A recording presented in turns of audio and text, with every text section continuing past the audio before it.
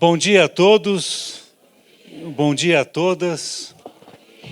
É uma alegria imensa estar aqui com vocês nessa Assembleia Geral da CRB e me sinto muito em casa, muito feliz. É um espaço onde eu gosto de me fazer presente, é um espaço onde tenho uma compreensão de igreja de onde eu nasci, de onde eu cresci, onde eu atuo e trabalho, mesmo como leigo, mas sou um leigo sempre ligado e que aprendi e cresci muito com a vida consagrada, de quem eu sou muito grato. Então é uma alegria, uma honra estar aqui com vocês nessa Assembleia. Agradeço a irmã Liane pelo convite, pela confiança de me trazer aqui nesse evento, e no seu nome cumprimento os demais membros da CRB Nacional e das regionais que se fazem presentes aqui. Também os meus colegas conferencistas, irmã Zuleika, Dom Mol, Sônia, irmã Liliana, são amigos e amigas queridas de caminhada e de encontro, e faz com que o nosso trabalho aqui também se torne mais prazeroso e também mais fácil, por estamos apoiados dentro desse suporte de esperança que são eles. Também cumprimento os formadores, formadoras, superiores e superioras que se fazem presentes, bem como os membros de todo o povo de Deus que se fazem aqui representados. O tema da minha palestra aqui com vocês será sobre sentinelas em tempos de esperança, em tempos de travessia, mas num tom teológico. Então, ouvimos aqui diversas perspectivas e a minha contribuição é fazer um enfoque teológico. Embora tudo aquilo que nós estamos ouvindo, desde a oração que começou na igreja, a peregrinação até esse auditório, a primeira conferência até agora, tudo isso é teologia. A teologia ela reflete a partir de uma praxis vivida e uma praxis de igreja que está inserida em contextos que são claros. Então eu vou tentar sublinhar alguns pontos dentro dessa minha apresentação. Eu vou dividir... Como que eu faço? Eu vou dividir a minha fala em 3 momentos. Uma primeira que eu chamo de aproximações, depois horizontes teológicos da esperança e o terceiro ponto sobre a vida religiosa consagrada como sentinela da esperança. E eu começo trazendo essas aproximações. Ok.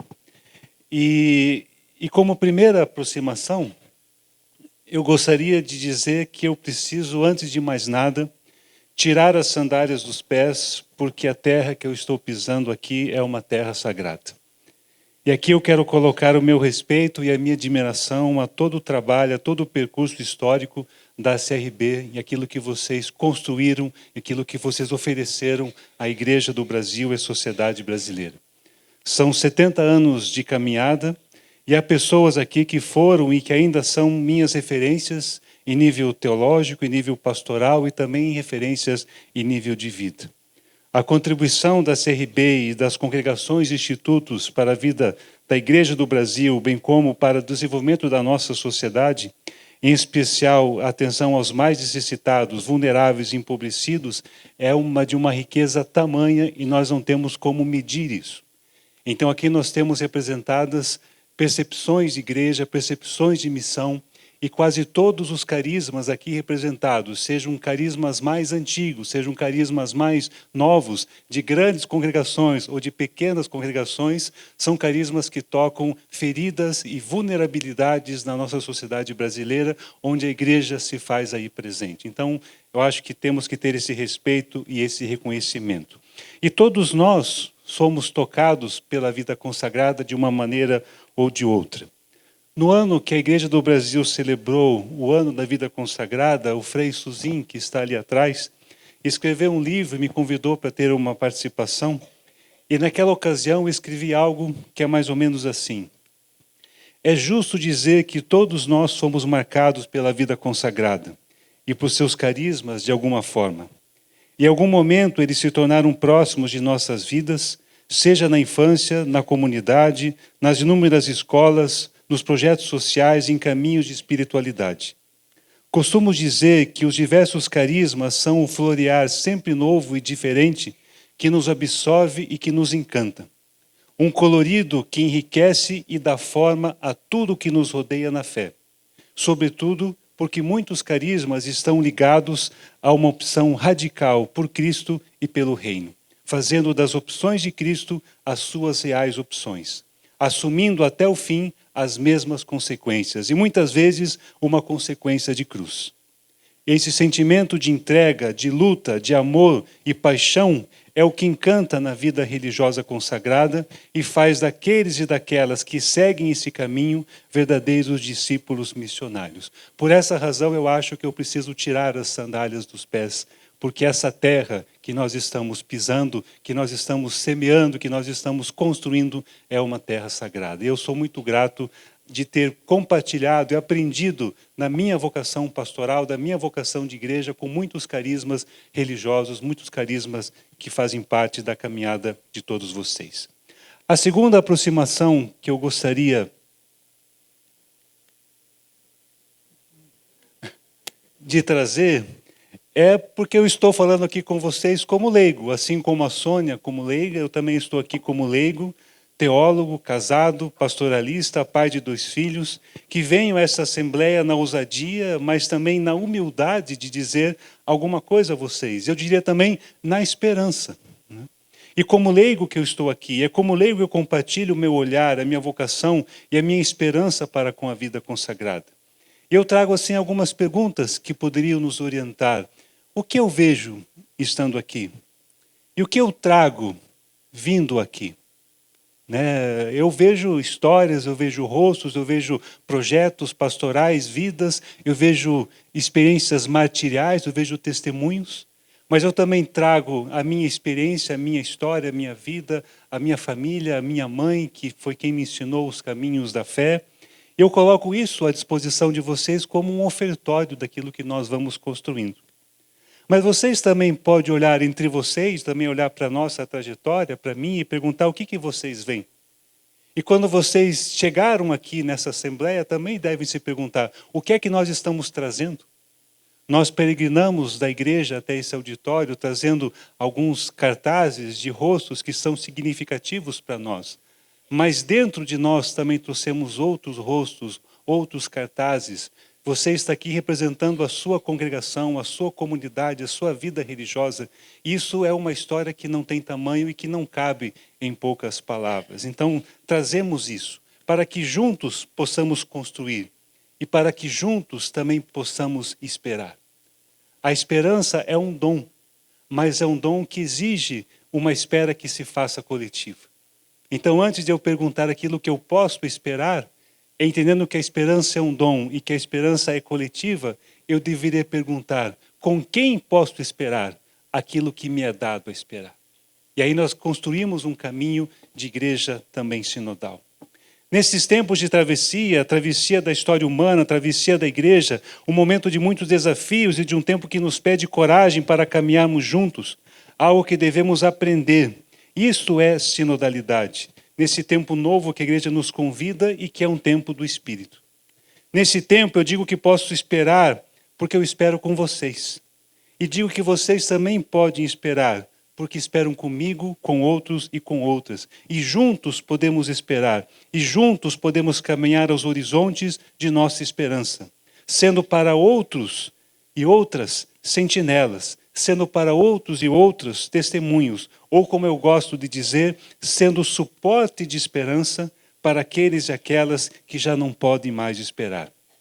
Aí está o serviço missionário que envolve todo e cada carisma e que nos convida ao esvaziamento e a uma abertura, eu diria, a uma saída. E a terceira aproximação que eu trago seria de estarmos juntos, peregrinos da esperança. O convite não é para uma vocação específica, o convite não é para um chamado específico, o convite é que todos possamos caminhar esse peregrinar, esse propósito, essa intenção. A Sônia leu aqui uma frase do documento do Sínodo que marca o início, que fala de 3 perspectivas de vocação, do apóstolo Pedro, do apóstolo João e de Maria Madalena, cada qual experimenta ao seu modo, mas cada qual oferece ao outro aquilo que experimentou, aquilo que sentiu. A vocação é um chamado pessoal, mas que você compartilha em um sentido comunitário. Então, o que nós podemos construir juntos como peregrinos da esperança? É o que nos leva a olhar, então, a alegria e, por que não dizer, com esperança, o conteúdo do que nos foi proposto por Francisco nesse ano jubilar, onde somos chamados a ser peregrinos da esperança. Uma esperança que não nos engana, que não nos decepciona, como disse o texto de Paulo e que é colocado como lema do ano jubilar. E já na primeira expressão da bula, Francisco nos diz: todos esperam. Todos esperam. No coração de cada pessoa encerra-se a esperança, como desejo e expectativa do bem, apesar de não saber o que trará consigo o amanhã. Porém, essa imprevisibilidade do futuro faz surgir sentimentos, por vezes, contrapostos, desde a confiança ao medo, da serenidade ao desânimo, da certeza à dúvida. Muitas vezes encontramos pessoas desanimadas que olham com ceticismo e pessimismo para o futuro, mas como se nada lhes pudesse proporcionar felicidade. Que o jubileu seja, diz o Papa, ocasião para reanimar a esperança. Reanimar a esperança. É uma frase seguida. E se a gente observa o mundo de hoje, vocês tiveram uma análise de conjuntura ontem, nós estamos tendo essas análises já há bastante tempo na Igreja do Brasil e na nossa sociedade. É claro que se você olha longe ou perto, os desafios são imensos e os motivos para a desesperança, eles são enormes, são gigantescos. Mas se nós estamos ancorados naquilo que é o fundamento de toda essa espera, nós não podemos desanimar.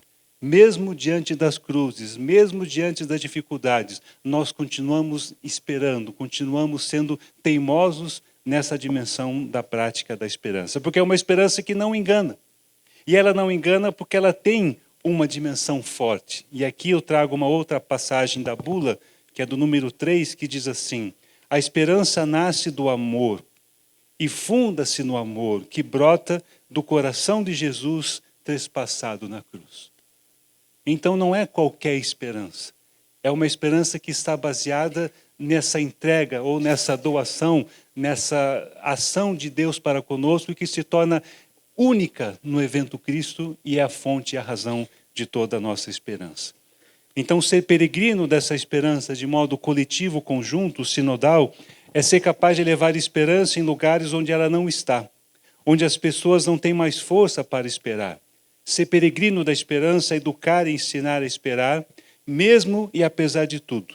Educar para a esperança. E esse é um caminho que temos que construir juntos, né? Todos nós, enquanto igreja, enquanto comunidade. Passando para a segunda parte da minha reflexão, eu quero trazer uma breve fala sobre os horizontes teológicos da esperança. A esperança, ela se torna uma palavra muito coloquial no nosso espaço, como também o amor, como também a própria fé e demais sentimentos que a gente pode trazer. E muitas vezes a esperança se confunde como desejo, né, de você querer algo a partir dali. E não é isso, é mais do que esse sentimento que nós queremos trazer. A esperança que aqui refletimos e que nos orienta nessa dinâmica responsável não é um sonho, uma ilusão ou simplesmente um sentimento. Ela é um pensar para frente, uma projeção de algo novo, uma força que nasce de momentos difíceis e que nos faz crer que outra realidade é possível. A esperança não aliena, ela alimenta e abre caminhos.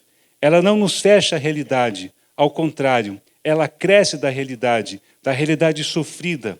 Ali ela está interpelada por essa situação que dá a ela a sua força e a sua imaginação. Uma dinâmica de esperança que me convida a imaginar. E aqui eu trago uma reflexão da irmã Ivone Gebara, que coloca o imaginar como um verbo necessário para a esperança. E agora, aqui há pouco, a irmã Liliana falou do sonhar como um verbo necessário também para a dinâmica da esperança. Se eu sonho e se eu imagino, eu me comprometo a construir uma realidade nova e isso me movimenta a partir da frente.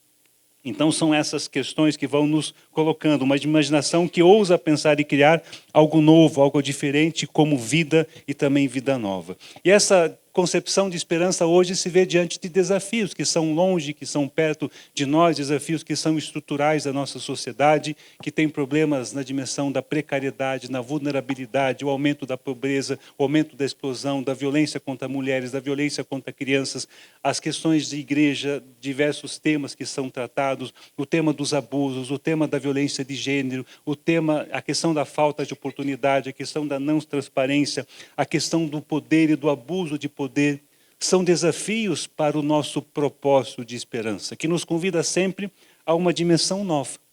Então, tendo por base o tema dessa Assembleia, que convida a vida religiosa consagrada a ser sentinela da esperança, também por aquilo que estamos refletindo durante esse ano jubilar, em muitos dos nossos espaços pastorais e comunidades, perguntamos, hoje, há ainda espaço para a esperança? É uma pergunta que devemos fazer. Há espaço para a esperança? No mundo do imediatismo, no mundo da imagem, no mundo das questões artificiais, no mundo da vulnerabilidade digital, há espaço para a esperança?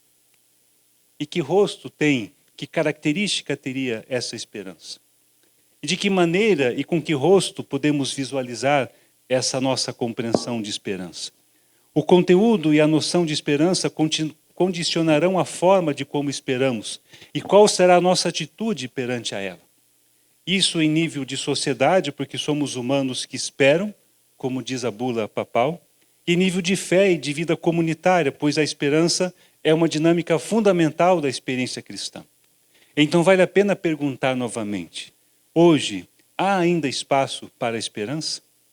Essa pergunta, em tom genérico e aberto, traz consigo outros questionamentos que tendem a nos ajudar na problematização de nossa proposta, a fim de destacar na prática da esperança uma atitude de responsabilidade, entendida por nós como uma parte inerente do modo como se espera, algo próprio da fé que a garante e que também a fundamenta, ou seja, uma esperança que se faz responsável, porque responde a algo que a inquieta e se compromete com aquilo que está também esperando. Tratamos aqui, ao falar de esperança, especificamente da esperança cristã, a qual tem uma base de desdobramento no evento Cristo, no encontro com o ressuscitado e crucificado, porque Cristo é a nossa esperança. Porém, o que isso significa? Qual é o impacto dessa realidade em nível de fé? O que ela nos faz ver e o que ela nos antecipa na fé?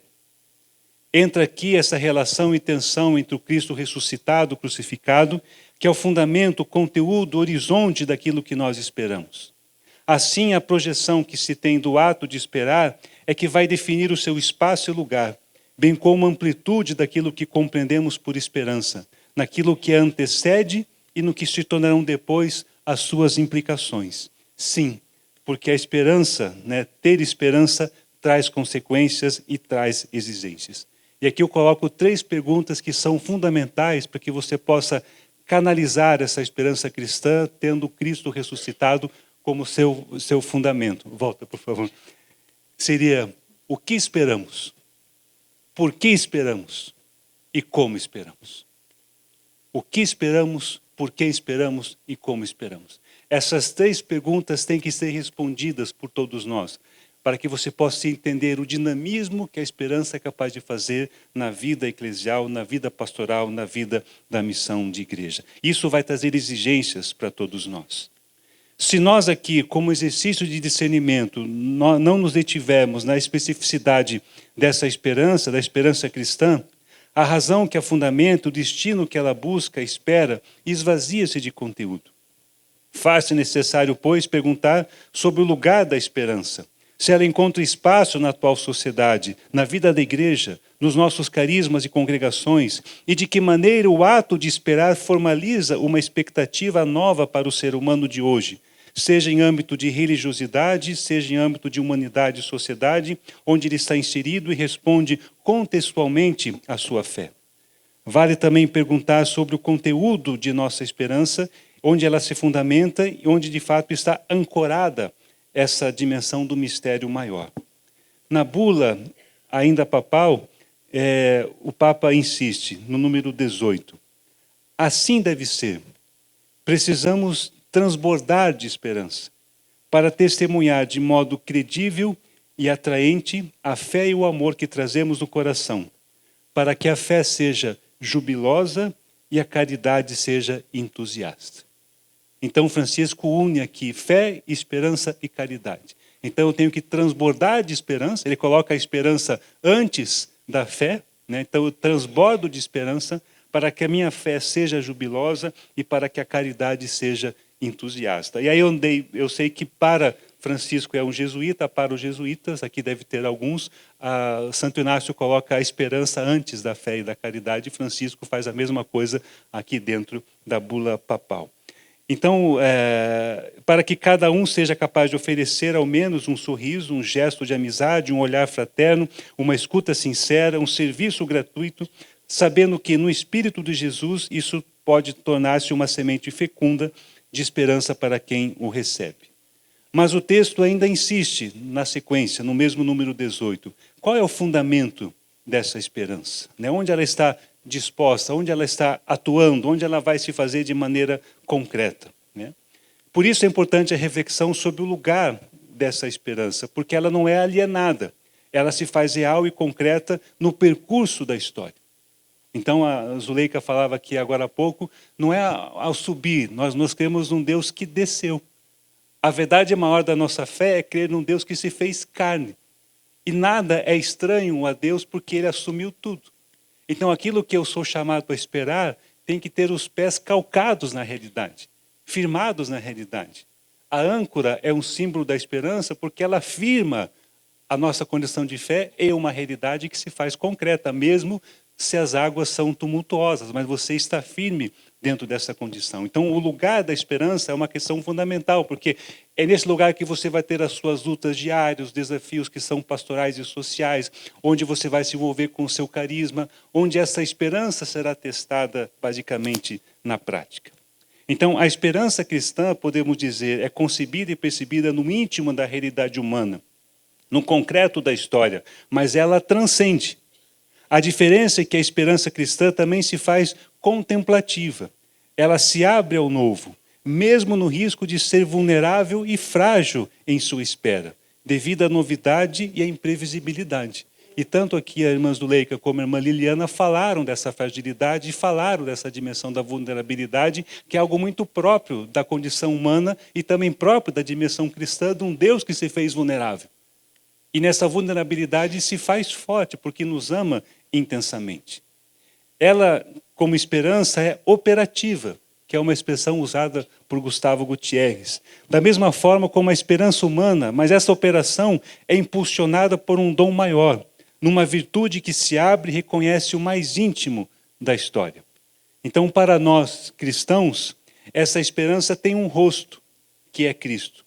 Ela tem um caminho, que é o reino. Ela tem uma consequência, que é a cruz. Mas ela tem um horizonte, que é a ressurreição. A irmã Zuleika falava, não se pode ser cristão sem cruz. E de fato sim, porque um cristianismo sem cruz não nos compromete. E um Deus desencarnado nos desumaniza. Nós temos que ter isso claro, sabendo que a cruz nos aponta também uma realidade que a transcende. Esse Cristo, porém, não é um rosto abstrato, mas é um rosto concreto e que se percebe na face dos muitos rostos que nos chegam, muitos deles feridos e machucados. Nesses rostos é que se percebe o concreto rosto da esperança. E aí vale uma pergunta necessária.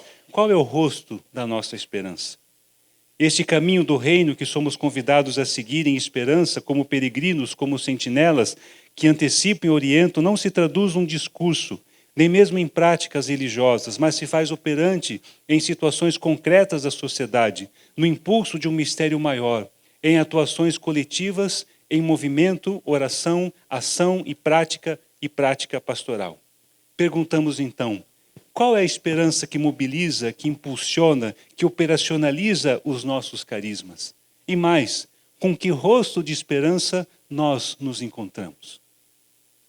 Com que rosto de esperança nós nos encontramos? E aqui não é o rosto de um Cristo abstrato, mas é um rosto de um Cristo que se faz concreto nos diversos corpos vulnerabilizados, precarizados da nossa sociedade, onde os nossos carismas se fazem prontidão, atuam e vivem e estão aí presentes. Esse Cristo é o rosto de uma esperança. E muitas vezes esses Cristos, esses corpos desfigurados, mutilados, explorados, não têm mais condições de esperar. Então nós temos que ser suporte de esperança para essas pessoas que se fazem presentes, que se são colocadas. Então isso chama a nossa responsabilidade, a nossa atenção, a nossa atuação, o nosso caminho dentro dessa dimensão que se tem ali. E passando para a última parte que eu quero tratar com vocês, seria a vida religiosa consagrada como sentinela da esperança. Seria um ponto primeiro que eu quero apontar ali. E aí eu trago assim alguns detalhes, e a fala dos meus colegas iluminou porque me fez rever assim alguns pontos e concordar com outros. Por exemplo, a radicalidade do carisma. As fontes, a atualização, atenção aos sinais dos tempos, a abertura do espírito, né? A irmã Zuleika falava a partir de Nicodemos da questão do renascer. E a gente percebe a dificuldade, às vezes, de renovar, de reformar. Não, é mais, é renascer. É fazer novo, é ser novo, é permitir ser algo novo a partir dali. Então, sabemos que temos os nossos carismas e a história e os princípios fundacionais. Mas na base de todo e qualquer carisma está o Cristo. Os nossos carismas derivam do Cristo. Então, o encontro com esse Cristo primeiro, que sempre aponta algo novo, nos faz rever, revitalizar, renascer de novo também dentro do nosso próprio carisma. Uma pergunta sempre inquietante, de sempre, a quem servimos com o nosso carisma? E aí a irmã Liliana falava da importância da escuta, né? A disposição de escutar. E a Sônia também falava de escutar aqueles que estão fora, que estão feridos ou que foram feridos pelas nossas instituições também. A liberdade para o caminho sinodal, também a Sônia contribuiu com relação a isso, contribuições desse aspecto comunitário na dimensão social da sinodalidade. Vocês, como vida consagrada, vivem essa dimensão sinodal. E também vivem algo que o documento final do sínodo trata, a dimensão social da sinodalidade, que ela se coloca em comunhão e em serviço. As questões evangélicas, como quem é maior e quem é o meu próximo, duas perguntas fundamentais de Jesus, que me remete à questão sinodal, porque ninguém é maior. Cristo é o centro. E a questão do próximo, porque eu me coloco próximo, então uma dimensão de saída na questão da igreja. A dimensão da esperança, que rosto de esperança queremos ter, buscar e oferecer a outras pessoas. E aí eu concluo com a dimensão da vulnerabilidade, que é uma perspectiva que eu tenho trabalhado junto com a ótica da esperança, e eu ouvi isso aqui na fala dos 4 colegas que me antecederam, o Dom Moldo, a Sônia, e agora aqui próximo de mim, a irmã Liliana e a irmã Zuleika, dessa questão vulnerável que é essencial para a dinâmica cristã, porque nós, enquanto humanos, somos frágeis e nos colocamos vulneráveis, e essa vulnerabilidade, ela não é uma dificuldade do ser, mas eu colocaria que é uma condição do ser que me faz ter disposição e que me faz ser próximo do outro. Então, essa percepção da vulnerabilidade como do Deus que se faz humano, ou como o samaritano que desce do seu cavalo e vai ao encontro da pessoa caída, isso tem que fazer parte da nossa concepção. E a esperança, ela tem que se basear dentro dessa perspectiva. E a última frase que eu tenho é uma frase que Francisco coloca no final da bula, é que devemos nos deixar atrair pela questão da esperança. E só para concluir, eu trago aqui algumas imagens, a questão da kenosis. Nós temos que ter essa atitude kenótica de se compreender vulnerável, de se fazer vulnerável na questão também do serviço.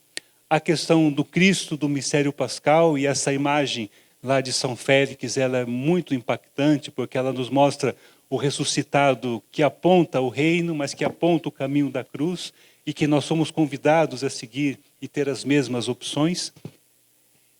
E eu gosto dessa imagem porque ela não nos permite ver o rosto do Cristo, mas nós vemos os pés de um Jesus que caminha. E eu posso dizer que nós não vemos o seu rosto, mas seguimos os seus passos. porque apenas seguindo os seus passos é que poderemos um dia contemplar o seu rosto. E essa é a dinâmica e a dimensão da esperança. E a última imagem que eu ponho é de Francisco. Nós temos que dizer com orgulho que nós vivemos a igreja do Papa Francisco. Foram 12 anos abençoados, iluminados, e que, como hoje nós escutamos alguns maiores dizer que viver o tempo do Vaticano II, nós dizemos que vivemos o tempo do Papa Francisco. Muito obrigado a todos.